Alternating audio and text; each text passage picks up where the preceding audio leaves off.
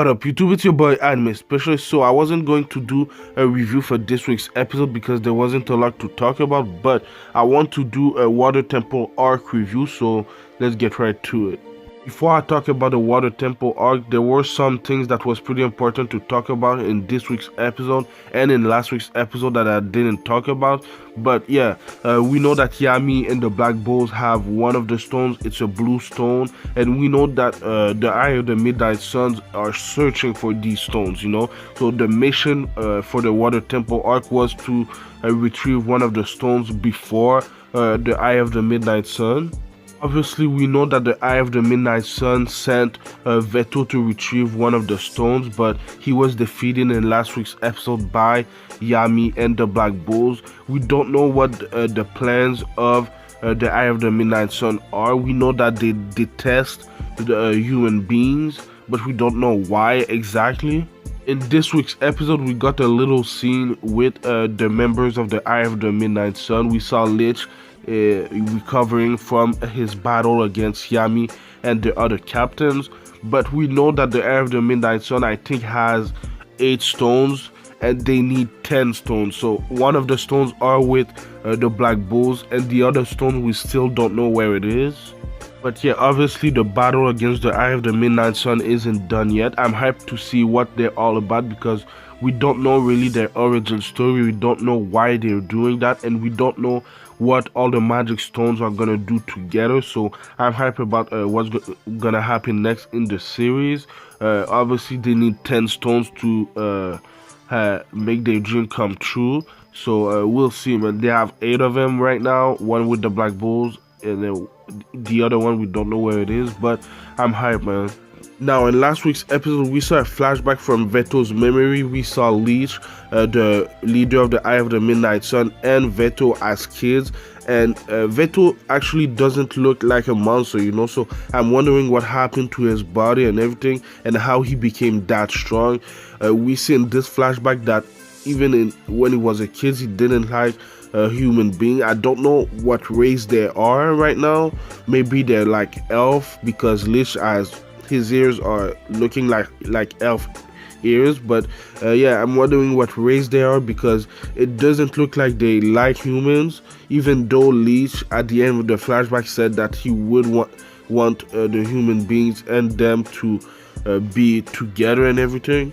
So the only thing that we know about them right now is that they're one with mana, they can use special magic, and they don't like human beings. We don't know why yet, but like I said, I really want to know what they're all about.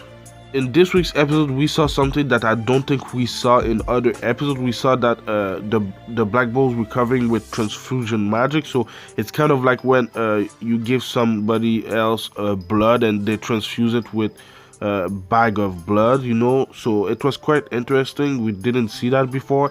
And we saw Chimey with her binding magic. She binds some of their enemies, some of the Eye of the Midnight Sun, so they'll be able to interrogate them when they're back in the Clover Kingdom. So now we'll do a quick review about the Water Temple arc. So let's get it, man.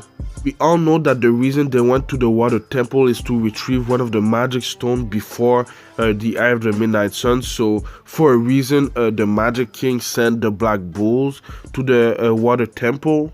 When they arrived at the Water Temple, I really didn't think much of this arc because they were fighting like other people from the Water Temple, and I didn't think it was that exciting. I thought the art was going to be better, but when Veto arrived and the other members of the Eye of the Midnight Sun arrived to take the magic stones, that's when I really was intrigued with this arc.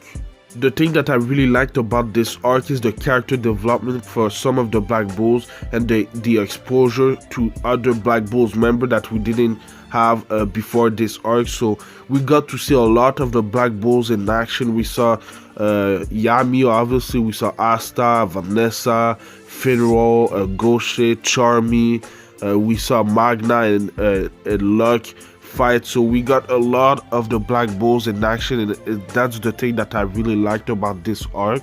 The thing that really got me into this arc was when Veto arrived and fought Magna and Luck. Obviously we know that they were outmatched, but the way that they fought and the new techniques that they acquired in this fight was amazing. We saw some backstory about Magna and Luck and how they were best friends. Even though I didn't really like how they did it, we got some exposure to their characters. So now we kind of bonded with their character. So I really liked this part. That's when I really got into the arc. After that, I even got attached to Kaono and Kyoto because they shared their dream, and by a clap of his fingers, Veto just destroyed it. Even though maybe they'll be able to dance and sing in the future, Veto just destroyed their dream with a clap of his fingers. So it was really something that was intense for me. It's something that was great for this arc. Obviously, we got to see the teamwork with Asta, Vanessa, and Finral. We got to see some character development from Finral, especially. He's a scary cat, but he stayed to support Asta and Vanessa, so it was really something. It was really good. Arc development for Finral. We got to see Vanessa fight for the first time. I think she's more of a support character, but she really supported Asta when he needed it. And we also saw Noelle use her water dragon jutsu, quote unquote, on Veto, and it almost killed him. So we saw some character development from Noelle. She didn't want to attack anyone. She wasn't someone that she isn't someone that liked to hurt other people, but she was finally able to attack an enemy to protect her loved one. And at the end of the fight, we got to see Yami use a new spell and break his limits, and he actually one-shot Veto with his new spell. So that's crazy. That's how strong he is. So we got to see every Black Bulls in action except the mime one that stayed at the headquarters, but we got to see everyone in action. We got to they exposed us to every members of the Black Bulls. So I really like that. And yeah, man, I feel like I bonded with the Black Bulls members. Before this arc, I really didn't care about the other characters. I cared about Asta, Yami, Noelle, but I didn't care about the other characters. But in this arc, they really exposed us to them, and I really like that. In general, I really like this arc. Veto is the strongest enemy that we've encountered so far. There's still other members of the Eye of the Midnight Sun that we have to see their powers, but he was really strong. I think it was the turning point for this anime. I think from now on it's gonna be fire. So stay tuned for that. But yeah, I think this arc was really good. The story is really good. The only thing that I didn't like is the inconsistencies with the animation, but that's just the animators. That's not the Black Clover story.